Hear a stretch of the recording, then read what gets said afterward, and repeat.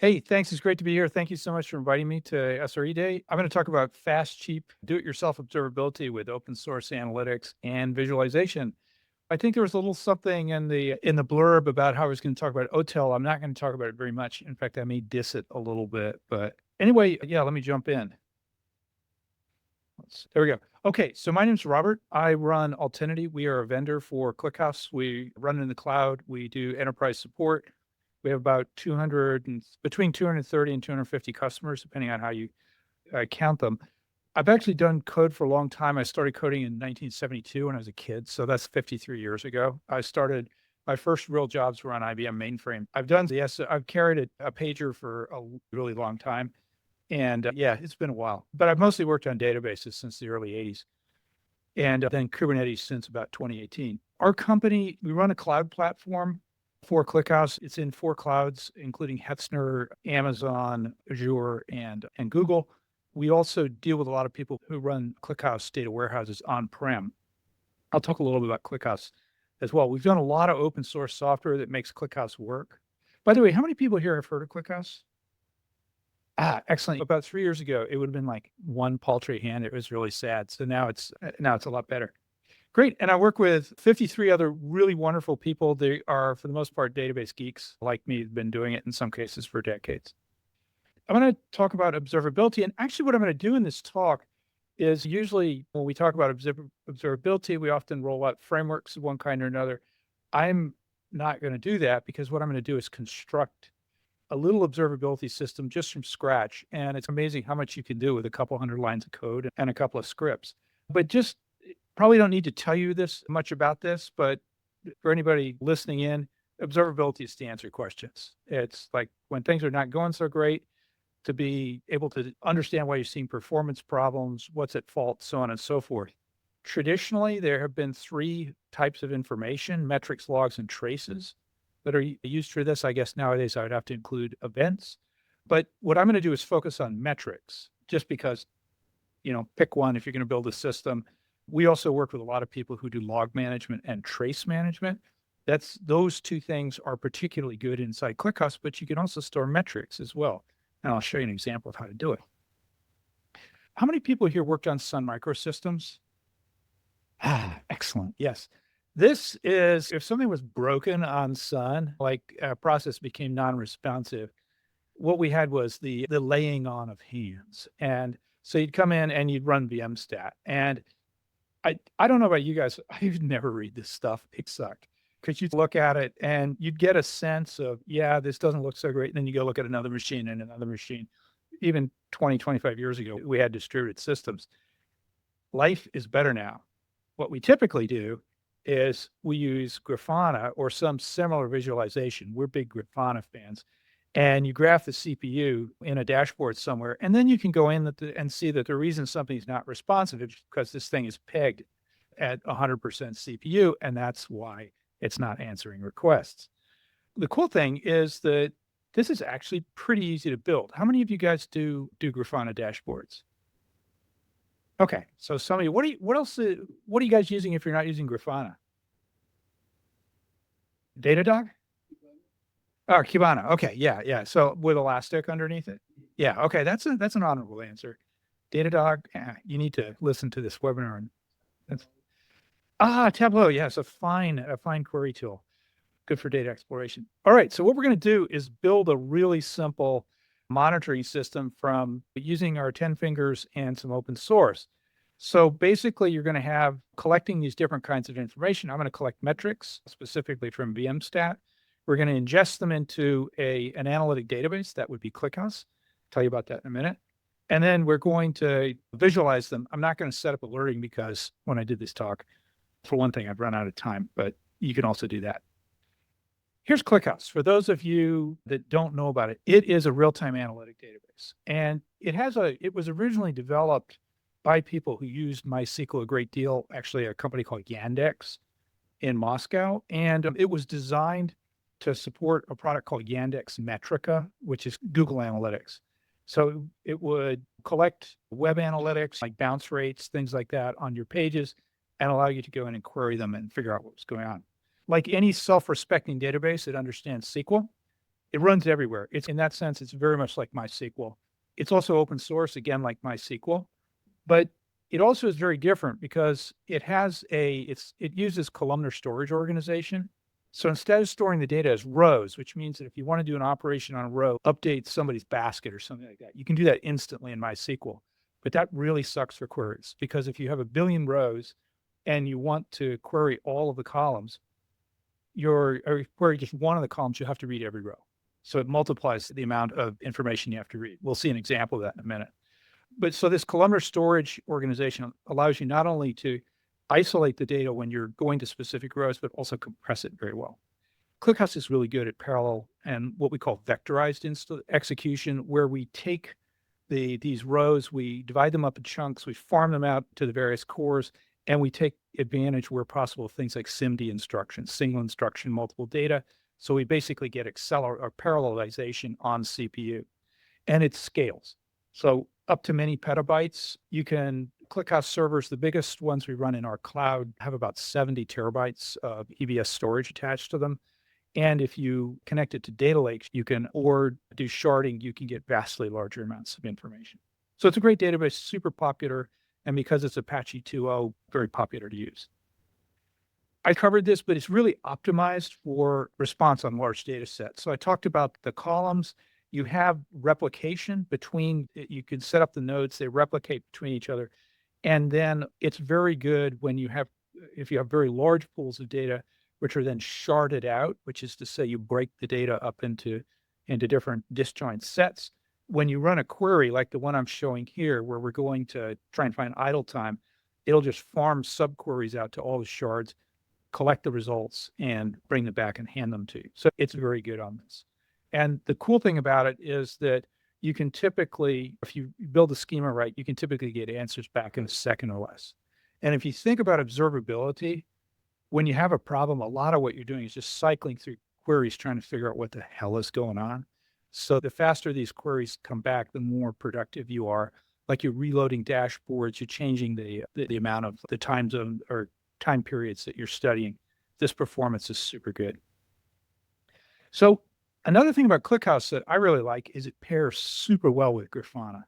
We actually do the plugin, the community plugin for connecting ClickHouse to Grafana, and vice versa.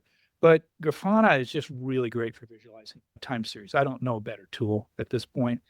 It's AGPL v3, so for most people in that room, that means you can just run it without having to pay Raj and the guys at Grafana. It has a lot of data sources. What I really like about it, it does this really great interactive zoom in, zoom out on over time periods. So it's super useful for showing a bunch of stuff in the dashboard and then being able to zoom in to find out exactly what's going on. Okay, so let's build something with it. And so here's the vmstat command. It's burping out information about CPU stats. And what we want to do is we want to capture that and we want to put it in ClickHouse and then look at it with Grafana. So what do we do? The first thing is to turn that vmstat data, which is horrible text column oriented thing that you can't even read, and turn it into what every bit of data wants to be, which is a chunk of JSON. And ideally as nice key value pairs, so it's not too hard to parse them. And this is a kind of lame piece of Python that I wrote. The thing to get out of it is not that it's good. I'm not a very good Python programmer, but it's between 15 and 20 lines. Or actually less. It looks like it's about 13 lines of actual code. So that's a really small amount of information. And basically what it's doing is it's just doing a popen on a VMstat process and just scraping that output and turning it into JSON. What does it look like when it runs? You get stuff like this. As a person who deals with data, this warms my heart because this is really easy to load into ClickHouse. ClickHouse can just read this natively. So it does, as long as your key value pair is relatively simple, it's going to just pop it right into, and it can pop it right into a table if the column names match. And so what does the table look like? Let's design one. And this is a key thing when you're building observability systems. If you use OTel, the OTel collector there's a plugin for ClickHouse, and for metrics, what it'll try to do is create a general purpose table. A lot of times, though, for metrics, it's just way simpler to have a specific table for each type of metric. And it makes sense. It doesn't need to be all in one table. Because look, when you're doing observing metrics, say on a load balancer and a CPU, you don't actually join the data together. It doesn't need to be in the same place. You typically have a screen with load balancer stats, maybe a bunch of different screens, and then for hosts, a number of screens. So you can just put this data in separate tables. This makes it easier to understand what's going on. It makes it easier to construct queries on it. But this table definition is pretty straightforward. It just has all the fields, those things I just saw in JSON. You got a column in the table. We have our dimensions, things like the timestamp, the day it happened. It's convenient to have that produce the name of the host, and then the measurements, which are just a bunch of ints. So that's our table. And once we have that, we can generate the data. We've got the table definition. How do we put it in? Well, ClickHouse, one really simple way is ClickHouse has an HTTP interface, and we can just take that data and basically do an insert. And there's a format called JSON each row, and that says, hey, the stuff that you're seeing that's being piped in, which is what I'm doing down below. I'm using curl to upload it. It's just JSON. Every time you get JSON document, just convert it into a row in the database. And so you maybe upload 100 of these things, or 1,000 or 1,000,000. It's just going to turn into a block of data that'll get inserted into the table. So it's very simple. And this command isn't very beautiful, but the point is it's a very small amount of code necessary to upload data. And then you build a Grafana dashboard. So I won't go into the editing of that, but Grafana dashboards, it has a visual editor. It's in the Grafana server. You connect it to a plugin, a data source. There's the Altinity plugin. There's also the ClickHouse incorporated plugin. They are the other people that support ClickHouse. That's where most of the core committers live. I will say up front, we compete with them like cats and dogs. But I'm gonna build this one off our plugin, which is a community plugin, and it's been downloaded about 20 million times. A lot of people use it, and it's pretty robust. And then at that point, and here's the cool thing about building this system is, let's say you put data into Datadog or some, God forbid, because like you guys are trying to burn cache. The cool thing about putting it in your own database is you can now do anything you want with it. So if you can construct simply by constructing SQL queries. This one right here is just looking for hosts. Logos 2 and Logos 3 are running in my closet over in Berkeley. And it's just saying, hey, which of these had at least a minute where they were loaded over 25% in the last 24 hours? A really simple question, but it could be anything. Once it's in the table, you're free to ask almost any question you want. So that's it. And here's what it looks like. And what I'm going to do is, rather than going through this boring slide, I'm going to impress you with how great the demos are. So can you guys see this? Is this text readable? You guys are pretty far. Pretty. Okay, I'll talk to it. This is just some samples. There's actually a sample code living out on GitHub. The Python stuff, so for the code I just showed you for the producer, that's the piece of code I showed you a few slides ago. So that's taking running VMstat and just collecting this stuff and turning it into JSON. And that can be coupled with a consumer script, which is going to eat that JSON and put it somewhere safe. So here it is, a little bit more involved because we're basically going to be setting up connection parameters. And here we go. It's basically just going to loop through, and as long as it keeps getting data, it's going to just keep pushing it up to ClickHouse. I'm making this very simple. There are some, as we'll talk about, just pushing data row by row. This is close to row by row. It's not something you normally want to do in ClickHouse. I'll show you how to make that not be a problem in just a second. Because column databases like to have very big blocks of data, ideally like 100,000 rows at a time or 1,000,000 rows at a time. Because they have to write a lot of files because the columns are stored in different files. But we'll show you a way to address that in a minute. Okay, there it is. Now what we want to do is put some load on this system. And here is, let's go find this is horrible. Let me make this here. There we go. It's gone. All right. Here's Grafana. So this is my little handmade screen that's tracking CPU time for my two hosts in my closet. And there's no memory being used. We can see one peak that was probably kicked off when I logged in and began flailing around. These are relatively small machines. So let's put some load on one of them. And we're going to use, do you guys know the stress command? Let's go find it. It's a great command for reasons I'll show you. Okay, here's stress. We're going to run it. And the first thing it does is says it's dispatching the hogs. So any program, let's see, where did it go? Right here.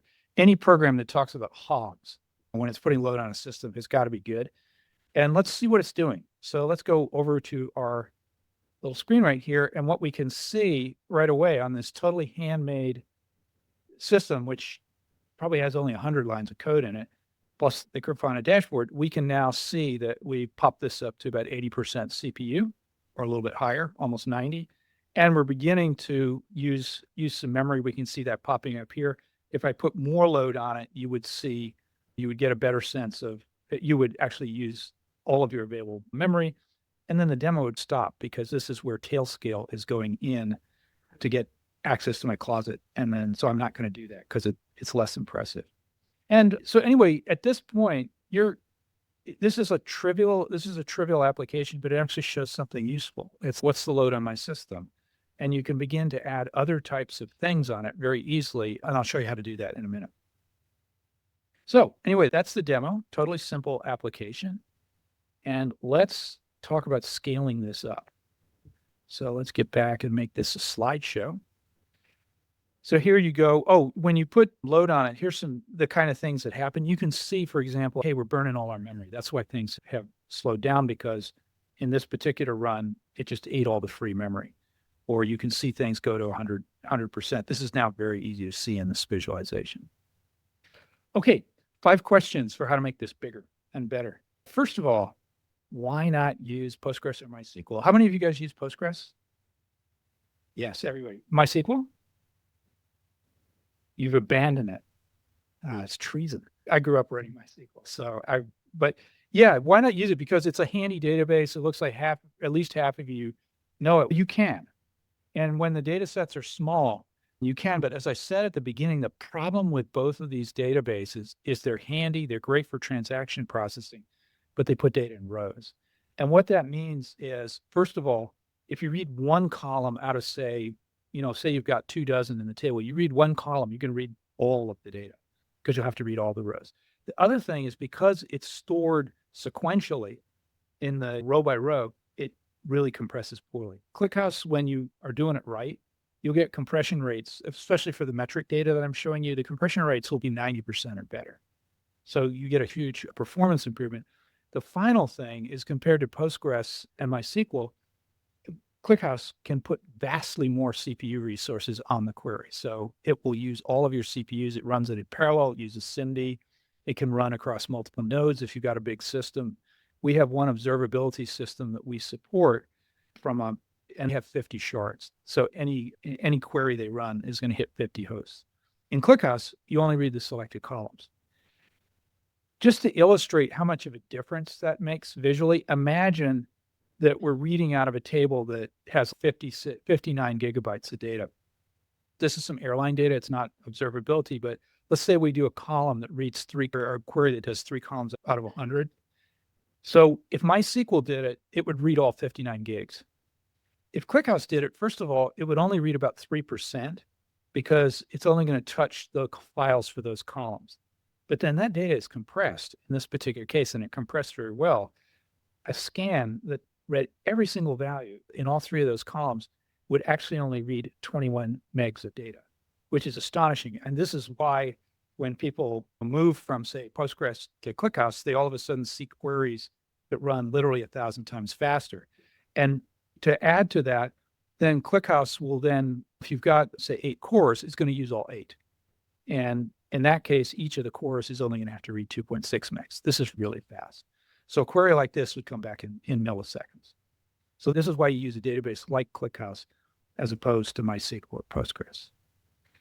Second question, what happens if you got a lot of collectors? I said that you want to make, these collectors really want to, they're going to get little nibbles of data. And I think FluentBit by default, because we're dealing with this problem right now with one of our customers, FluentBit, I believe, defaults still 2 megs as the maximum message size.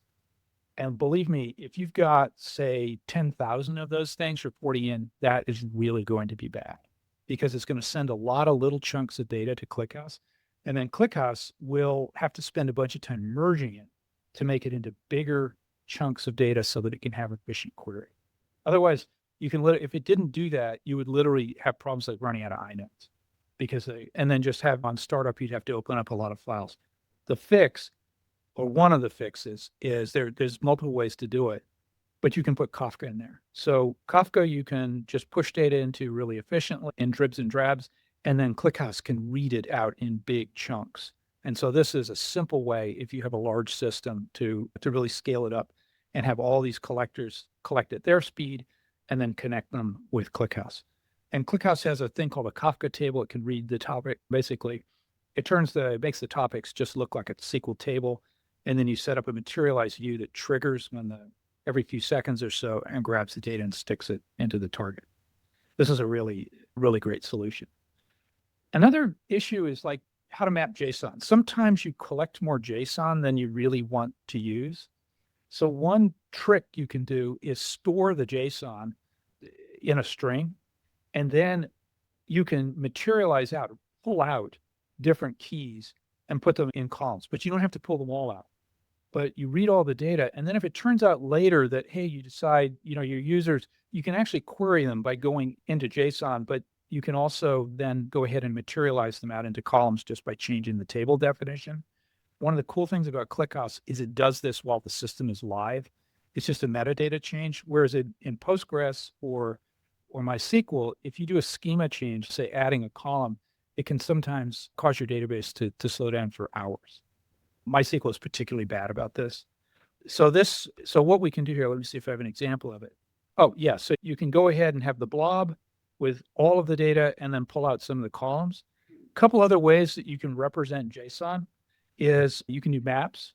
ClickHouse has a map type. You can put it in each of the columns or each of the keys in JSON will then map to a value that's just in one column.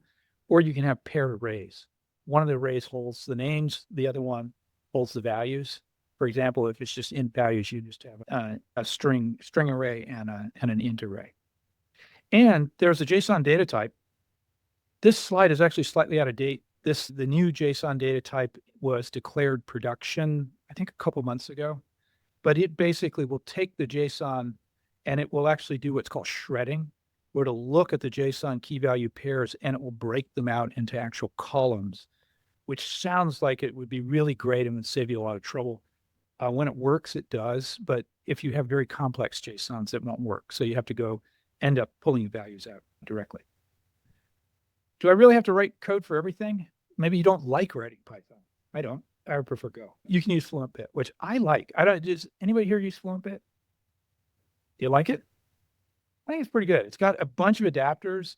And so, for example, that CPU data, I can just get it. There's a FluentBit adapter. I just configure a FluentBit service and it just collects it automatically. And of course, if you want this more generalized and you want to do traces, you want to do logs, you can use OTel, which provides more collectors. And in the case of ClickHouse, it also has a plugin which will put the data collected by OTel, it will stick it in predefined tables in ClickHouse. Interestingly enough, I find that people who are doing very little systems sometimes do what I did and they just construct it by hand. Sort of in the middle size, there's a tendency to use OTel, but then as you get really big again, they go back to doing custom data. And the reason for that is OTel has a sort of generic table type. And in the metrics case, it's often better to break them out into separate tables like what I did. And for traces and logs, you really want to play around with the table definition to make it more efficient. So if you're dealing with petabytes of data, you're going to go back and build a custom system typically. At least that's our experience. And then final question, you really don't want this to go down because when stuff's broken, you want to be able to see what's going on. One common way to do this is if you're using OTel, for example, is you're using a collector to assemble the information and push it into ClickHouse. You'll go ahead and have that be a daemon set. So ClickHouse, on Kubernetes, that ensures that the OTel collectors don't go down and are distributed across workers. We have the Kubernetes operator for ClickHouse, which allows you to build a sharded, replicated system very easily. And then Grafana, you can also similarly put that up as a deployment with a bunch of replicas. And that will ensure that as long as you don't lose Kubernetes, you're probably going to be able to get to your data. If you get really big, you may want to have these collectors pushing the data to 2 different clusters, just so that in case one of them goes down, you don't lose everything. So where do you find out more? These are some things that you can look up. There's a lot of information. You can look at the ClickHouse official docs. The sample code is here. FluentBit, which, as I said, I like FluentBit. I think it's pretty cool. Although we're dealing with one customer where it's causing a lot of problems, but it's got a lot of plugins. And what I like is the fact it's pretty simple, and I get to put the data where I want to put it. And then if you got more questions, you can just come talk to me. So one thing I want to put a plugin for this QR code. One of the things about observability data sets is if you guys are operating at scale, the data gets huge. So we have customers that have 100 petabytes of data. It's a lot. And so what we're doing is adapting ClickHouse to be able to push that data into Iceberg. Right now, Iceberg open source typically uses EBS. So the simplest way to set the system up is to use cloud block storage. But for big data sets, you want to push them into shared object storage. And Iceberg is really great because even though it's a little bit hard to write to it, it is readable by virtually everybody. So not just there's one copy and then your AI can read it, your data scientists can read it. So we're adapting ClickHouse to integrate that and to be able to use it to extend tables. That QR code is a webinar where we're announcing the code for this on next Wednesday. And yeah, if you want to talk to me, just come to our Slack. Well, you could talk to me now or contact me on LinkedIn. I'm available. We're all database geeks and we like working on this stuff. Oh, and I just got the hook. I think we have a minute or two for questions. So thank you very much. Really appreciate you listening.